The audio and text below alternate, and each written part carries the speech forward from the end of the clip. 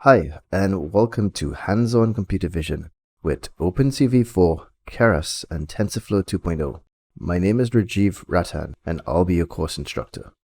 I hope you're super excited to start learning about computer vision. So let me just tell you a bit about myself. I've got 5 years experience working as a data scientist, primarily in the areas of computer vision. Currently employed as a senior data scientist and a computer vision mentor. I graduated from the University of Edinburgh with a master's in artificial intelligence, and I've worked at several London startups over the last 5 years.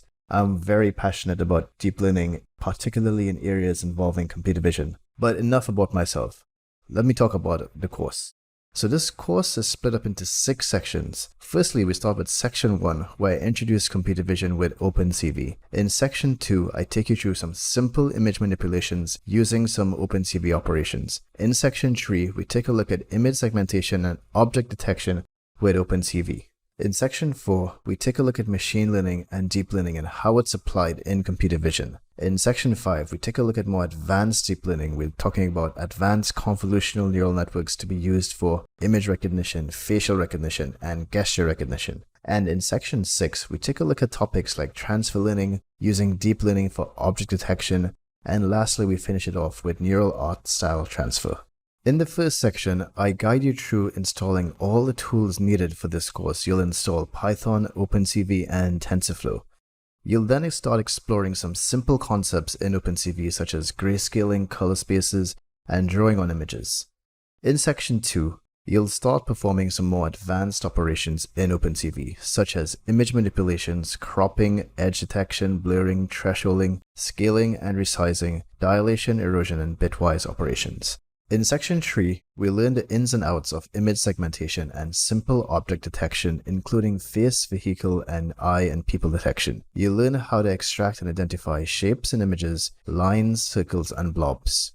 In section 4, you learn how machine learning is applied to computer vision. You'll learn how neural networks and convolutional neural networks work, and learn how to start building them using TensorFlow 2.0 with Keras. You'll learn how to build your own image classifiers to detect handwritten digits. And now in section 5, we dive deeper into convolutional neural networks and create more complex image classifiers. Starting with a classifier for sign language, you'll learn how to create your own dataset to build your own gesture recognition system. We'll then take on applying deep learning to face recognition, where we do face similarity and build a real-time video facial recognition system. In section 6, you'll learn about using pre-trained ImageNet models. You'll learn how to do transfer learning, and then we'll explore deep learning object detectors using pre-trained models as well. You'll learn about RCNN, single shot detectors known as SSDs, and YOLO, and then you'll get to use these advanced detectors on your very own images. And finally, we'll end the course with a very cool project on neural art style transfers. So what are the goals of this course?